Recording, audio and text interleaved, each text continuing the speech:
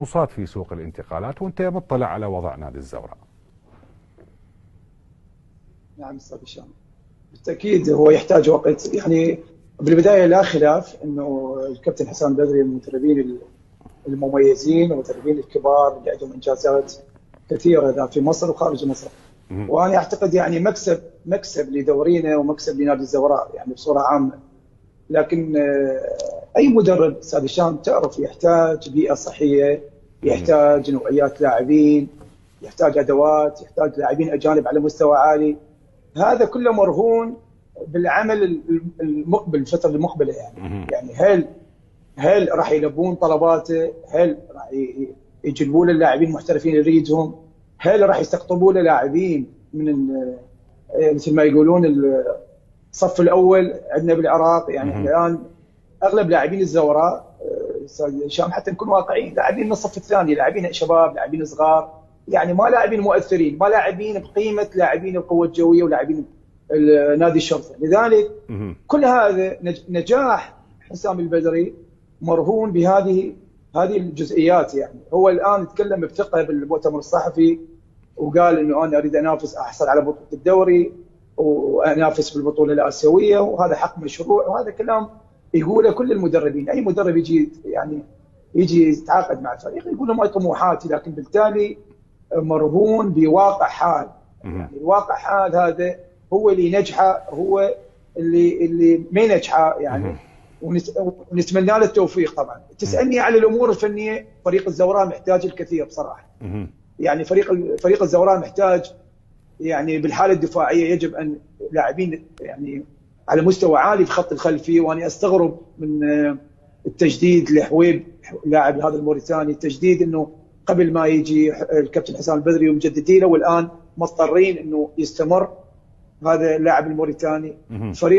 فريق الزوراء محتاج لاعبين ايضا بوسط الملعب في مركز الارتكاز، لاعبين على مستوى عالي، لاعبين عندهم قدره يربطون خط الدفاع بخط الوسط والانتقال للامام. الان لاعب الارتكاز يعني الكل اشكلت وتكلمت، قالوا انه خروج سعد عبد الامير، يعني مع كل احترامي وتقديري للكابتن سعد عبد الامير، لكنه فريق الزوراء محتاج لاعبين بعد اكثر من سعد عبد الامير، جوده اكثر من سعد عبد الامير، حيويه اكثر من سعد عبد الامير. وهل الاستقطابات ليست بالجوده؟ نتحدث عن محمد علي عبود وعلي محسن. استاذ هشام حقيقه يعني هم الان يعني مثل يطلع سعد الامير يجي محمد علي عبود، يعني ما عملوا شيء استاذ هشام حتى نكون واقعيين. يعني ماكو ذيك المميزات اللي يتفوق بها محمد علي عبود على سعد الامير. يعني ممكن انا سعد الامير كخبره ممكن افضليه سعد الامير على محمد علي عبود من ناحيه الخبره. لذلك انه مشكله هاي الفرق الجماهيريه، لاعب يخرج من نادي يروح النادي، هاي اشكاليه يجب ان تدخل فيها الامور الفنيه، الناس الفنيين، انه انا ايش احتاج، اي قدرات، شلون العب، باي اسلوب. يعني يجب ان والخيارات تكون من الجهاز الفني نفسه استاذ هشام. ما يصير انه انا على اهواء بعض الاداريين جيب هذا طلع هذا ودي هذا، لا، يجب ان تكون. وخصوصا انه نادي الزوراء من يتكلمون يقولون عندنا مشكله ماليه، احنا عندنا مشكله بالمال.